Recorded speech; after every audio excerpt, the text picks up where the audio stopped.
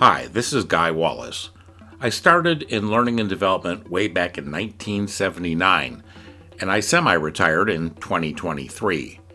But my current mission as a semi-retired L&D professional is to help enterprise learning and development organizations become more performance-based. Welcome to my podcast. If you don't use it, you lose it. And that starts earlier than post-L&D.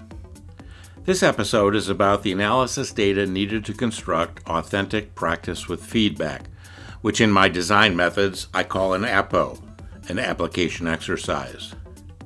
Have you ever gone through L&D where the practice felt like it was for someone else's job? Yeah, I hate that. How likely is that what you learned and then practice inauthentically is likely to transfer back to the job for impact? APPOs follow demos, some or most of the time, audience prior knowledge and experience depending, and demos follow infos. So, infos, demos, and then APPOs. The most authentic practice with feedback is doing real work back on the job in the authentic performance context, with all of the distractions, the noise, interruptions, etc. that might exist back on the job in the real world. If you can't do practice with feedback back on the job, with feedback that reinforces and or corrects, you need to simulate that.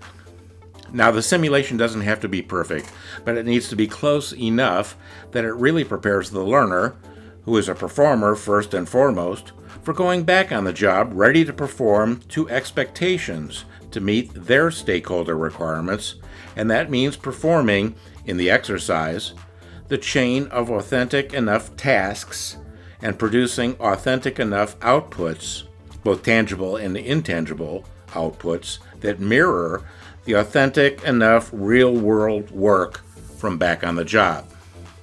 Doing this requires an analysis, or a discovery, or an assessment of those outputs, and then the tasks, and then determining who the stakeholders are, and then determining their requirements. That's the starting point. Then one should look at the range of performance gaps across the current state and determine what their probable or root causes are. People have to learn how to deal with those root causes that exist out there in the real world, back on the job. You can look at the data if it exists, or acquire that data from those who are closest to the work, from master performers, from other subject matter experts, or from supervisors of the target audience. However you get it, it needs to be both valid and credible. That goes to sources and methods of sourcing. If you can't do real work in your practice with feedback, try using work that's already been done, as that's authentic too. Last week's work. Do it again over this time, Guy. If doing real work, or work that's already been done, because the cycle time is problematic, can you practice bringing a new product to market in an authentic way in a learning experience? You can take the more critical tasks and sub-outputs, the interim outputs, in the chain of outputs that gets you to the final output. Think of a final video.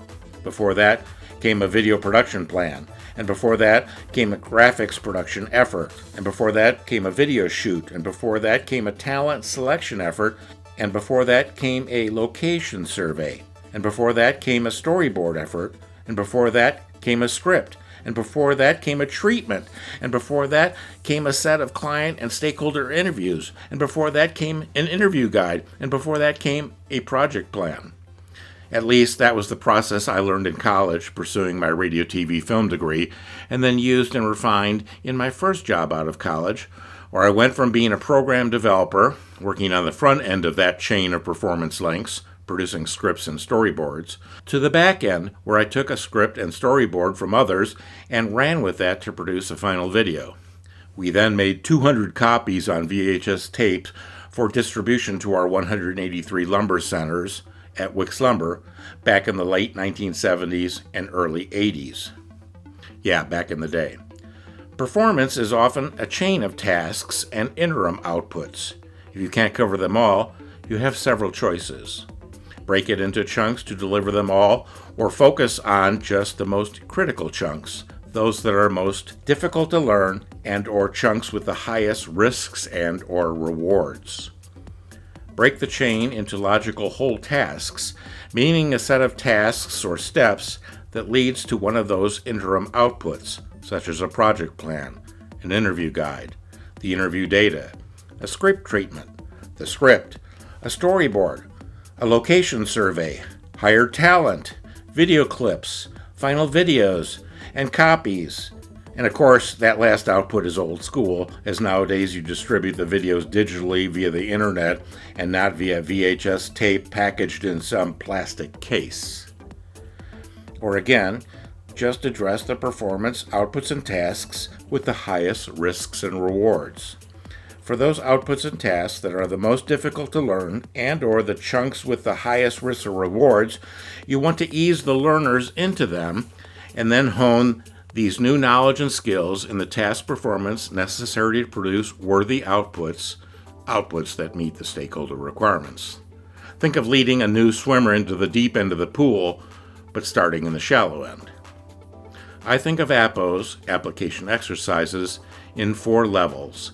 There's easy peasy, then merely difficult, then darn difficult, and finally, those that are from Hades.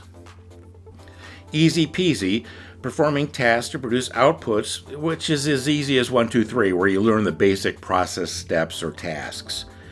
Merely difficult application exercises, where you produce outputs by performing tasks with some initial, authentic, challenging difficulties cooked in.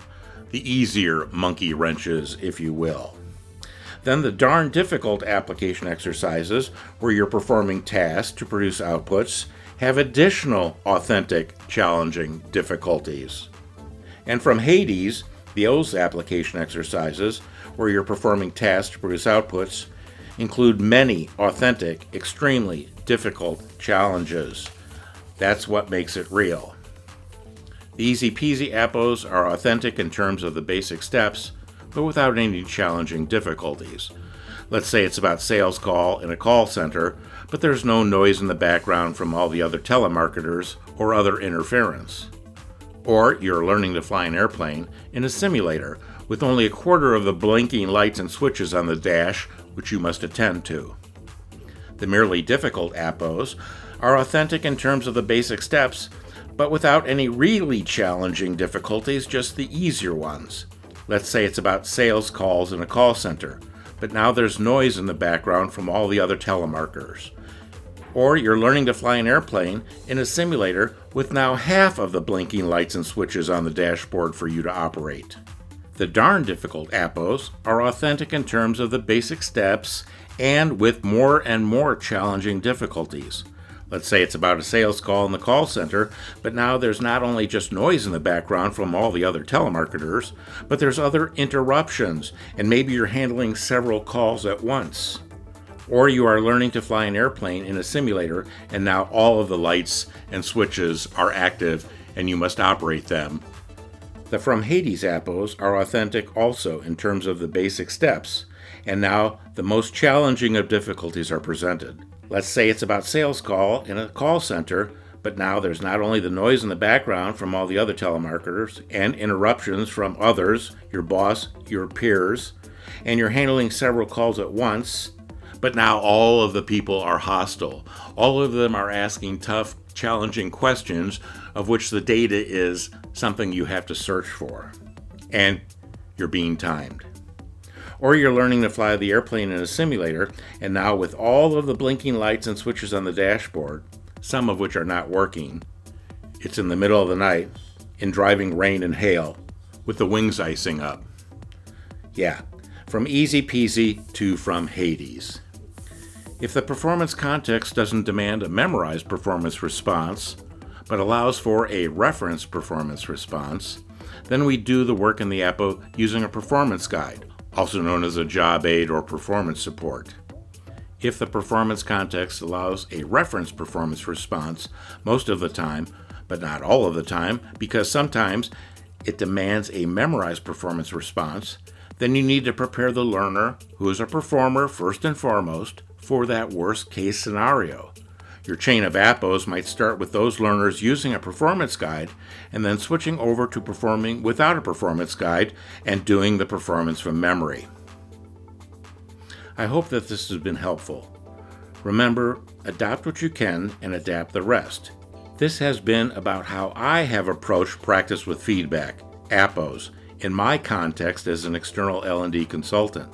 Your context may be different. Change the language and the methods I use to better fit your context. And good luck. And thanks for listening.